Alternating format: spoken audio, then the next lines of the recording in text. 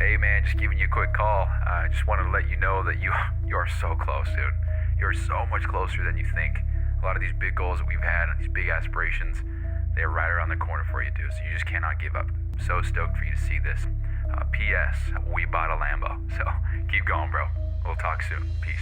Hey, what's going on, guys? My name is Bryson. This is the Bryson Everyday Project podcast. This podcast is a little bit different than other ones out there. Here, I only focus on documentation. I don't focus on quality or being professional or being entertaining. If that sounds like something you're interested in, I'd love for you to stick around and give the show a listen. You can also follow me on Instagram at BRQUSE. Thank you so much. Here's the show. Happy episode 806. It's Friday, January 2nd, 2026, 11:37 p.m. What's going on? Okay, so going to be a short one. It's a late one. I want to go to bed. So to sum up how today went, I just worked more on the app and made a lot of progress. Ever since I got over that hump, that little error, that has been so great as far as the development goes for this app. So I have since polished off a lot of working parts for the app and making things work the way they should, adding sound effects and things like that, which is pretty cool. I think I can actually share that. So when you complete a task, sounds like this, which I think is cool. And if you complete all of the tasks for the day, then it pops up, it shows, or you'll hear the sound bite of what sounds like kind of a sharpening metal piece. And it pops up and it says, so it's that sound. And it says victory, and then complete all required tasks for the day, which is just a medal. It's got a fist in the air, and it's holding a medal, and that medal says victory. And victory is a medal that is recurring or cumulative, so you get it however many times you want. It's not a one and done type thing. So you get it, you can get it again, and again, and again, and it's just for completing every task that you have to do for the day. So if you miss a task, then you don't get it. But I think for me, it sounds silly, but getting the sound effects right so they're not some bullshit electronic or iPhone sounding. I don't want the bloop or a doo-doo-doo. I don't want any of that. I want some cool sounds that are kind of on par with the app style that I'm going for. So if we do it again, I actually want an undo sound. I was thinking about which ones those would be. So matter of fact, let me just play them. So when you undo a task, it would sound something like this. I don't know if you could hear that, but it was just a big bass hit. Or I think I like that for something else. Then there's, I think that's too much for an undo. That could be something else.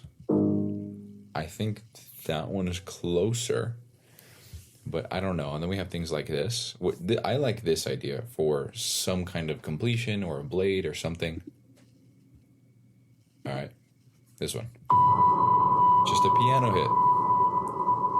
And I like it because it's different. I like it because there's no dun dun dun dun dun dun success or some bullshit. I like that one. That one's similar with just a little hit. It's a little loud. Hold on. I like that one for completing the day rather than the current one of the blade sharpening sound. That could be another one. I like that one as well.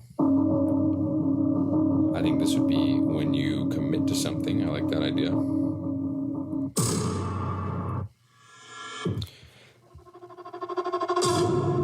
See, they're actually spooky sounds. That one's called horror impact. But when you play it outside of the context of horror or scary or whatever, it's not scary at all. So anyway, enough about the sounds. I just want to get those right, and I'm not going to spend all day on it, but I definitely do want to. I want to get it right. I think it's important. I think it's going to be. It'll just add to the experience. It's also sonic branding, and can be very powerful. So that's kind of where all that is.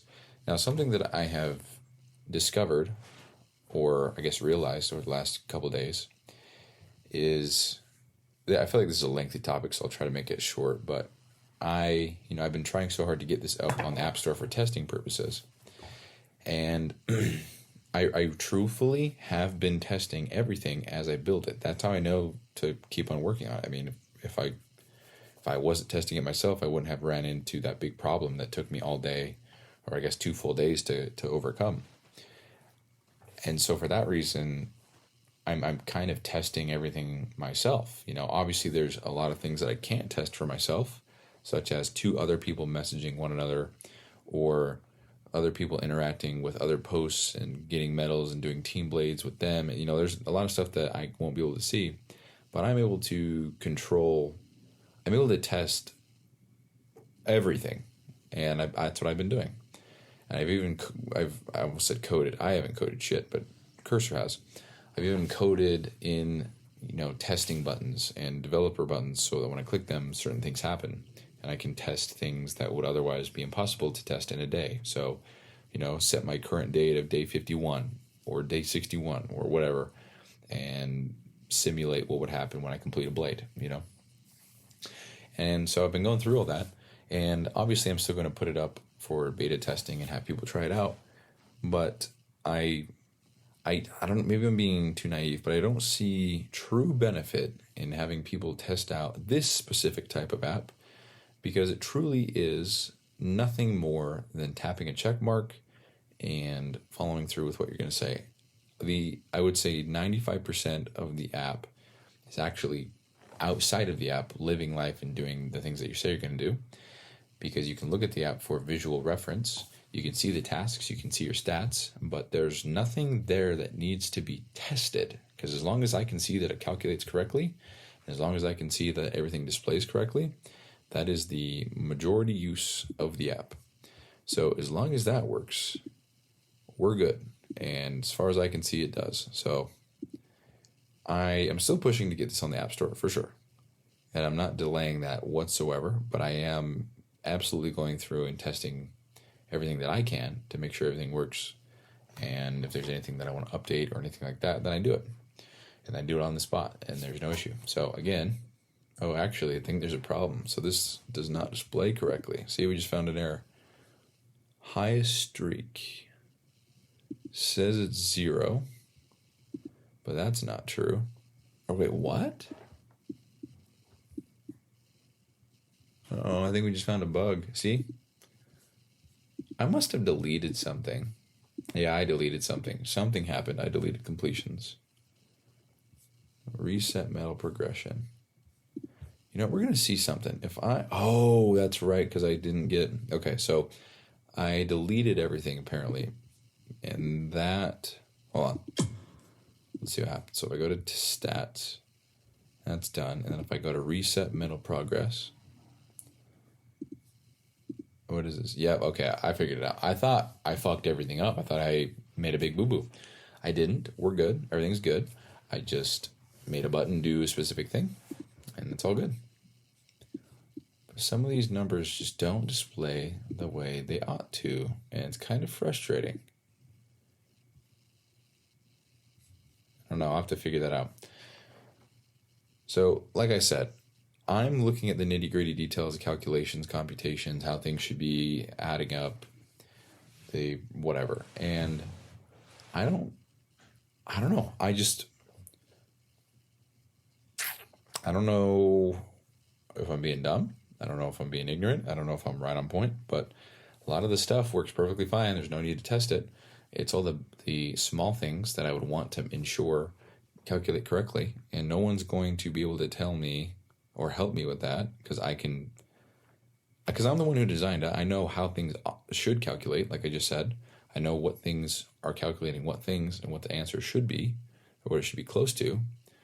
So, I don't know. Definitely, like I said, I'm going to try to get this out there, but I'm really just taking my time and almost polishing this off as I go.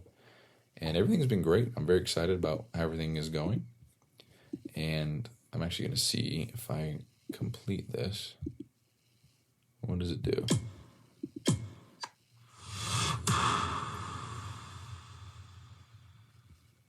Why did it play that sound? Oh, it's because I got a medal as well. So I got 2 medals here. So if I undo this and then do it again, there we go.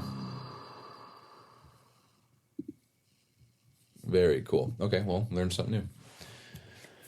But anyway, yeah, I'm having a good time with all this stuff. I'm definitely trying to get it done sooner than later. I put a lot of work into this so far, and I want to get it out there. I want to start using it myself. I'm really excited about it. But yeah, I actually also went through and started defining rules because I want to have tasks templates so that if somebody wants to commit to something that's already predefined and made and stuff, they can. And it's a lot of what I've done is I've gone through, picked some kind of task that I plan on doing for my first blade on the app, and then writing rules, failure examples, success examples, and I actually should say no, I shouldn't. And so that way that could be the description of a task. Because if you go in the task section right now and you click on add a new task, create a new task, you can create the name and then the rules/description. Now the rules/description is going to be where, I guess, obviously the rules or description would go for the task. And so I actually need to smooth that out a little bit because I put in all the rules and the examples and stuff, and it is so example task 03. We're just going to create a task.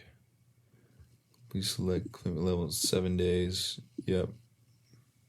So we have example task 03. If I go into the settings, yeah, that's got to change. See, that's another thing. So the task, rules, description, whatever, way too long, so it just floods the entire page. That can't happen. And so, yeah, just finding these small things that I got to change and changing them. So also a lot of things that have just organically evolved. You know, we had end dates of tasks, but I don't believe there will be end dates. It'll just be commitments. And once your commitment is up, you can choose to continue, or you archive it, or you store it, or whatever the word will be. But yeah, so wait, what the heck just happened? Uh-oh. Oh no, see, that's a problem. I completed one task, but all 3 go to completion. Why is that? It says they're all completed. That's not correct. Oh my goodness. So if I undo one at a time. There we go. Okay, well, it works now. Can I undo them?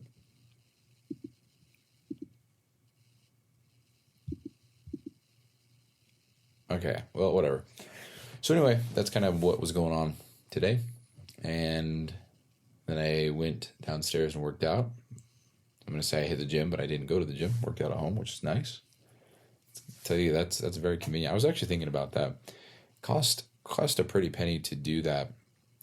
But if you put on the cap of how long or how much you value your time at, and then how much you spend driving, and how much you spend in all the things that you have to, I guess, care for or take it or do to go to a public gym, you know, already if you value your time at, we'll just say $30 an hour, and it takes you 15 minutes to drive there, 15 minutes to drive home. Well, here's the thing. If it takes you have to account for all the time starting from the moment where you decided to go to the gym. So for me to decide to go downstairs and work out, it would take me probably 5 minutes to maybe put on the right clothes, you know, get on some sweats or something. And then I don't have to worry about water or a bag. I mean, obviously I get my water bottle, but I don't got to worry about a bag or keys or any of that stuff. So I just go downstairs. So it's 5 minutes. And then when I'm done working out, I just walk in the door and I'm home. With the public gym, or going anywhere for that matter, you have the time it takes to drive there, to walk in, to get situated, maybe find your equipment, figure out more, I don't know, stuff like that. So we'll just call it 20 total minutes or whatever. So you have 20 minutes there, 20 minutes home. We'll just call it 45 minutes, just for easy math. So if you go to the gym 5 times a week, that is 3 hours, 45 minutes. And so if you value your time at $30 an hour, that is a little over $100 per week that you would be allocating to the gym. And not to mention, you got to pay for gas, or if you have an electric car, you got to pay for electricity. That's wear and tear on your car. I mean, I could nitpick this to death, but it all adds up. And you also run the risk of getting in a car accident. And I'm really reaching, but the point stands. When you place a price tag on your time, what you have to do to get there, or what you have to do to get there, what you have to wear, what you have to bring, the restrictions there, the expectations, the rules, all that stuff, I just believe that in that regard, paying for a home gym is actually very inexpensive because you pay it off so quickly with the time that you would have otherwise not going to an actual gym. And this is not me saying I'll never go to the gym again. It is so convenient having all of the gym pieces and machines and everything that you need in a public gym. And it's so convenient that it's all in its own little area. That's unmatched. But what is unmatched in the other realm is that I have my own little gym downstairs. It's got most of what I need, and it is 3 seconds away from my entire home space. I can play with any kind of music that I want, loud speakers. I can control the lighting. I can control all sorts of stuff. I don't have to wear a shirt. I can actually see myself working out without a shirt. I've always thought that'd be cool. And because you see videos of people doing it online. And I don't know, I would just like to be able to do that. So I can. One thing that I actually like is that I don't have everything that I quote need. So it forces me to get creative, and it forces me to do more basic movements because for chest, for example, I have the Smith machine, I have a free weight barbell, and I have dumbbells, and I have cables. That's it. I don't have any special machine. I don't have any kind of special attachments. I don't have any kind of special decline or anything like that. I have an adjustable bench. I don't have a dip bar. I gotta be very old school, if you want to call it that, with what I do. And I think that forces me to stick to the basics and keep things simple. So, I don't know. Just thinking about that. So, in some ways, having a home gym saves you $500 a month, if you look at it that way. But most people don't. So it's okay. But that's what I think. So, anyway, that concludes the day. Lexi came home, and then we spent the night together and had some dinner, watched a movie, and now we are going to sleep. So that's everything. That's all I have for you guys today. Thank you for listening, and I will talk to you soon. Peace.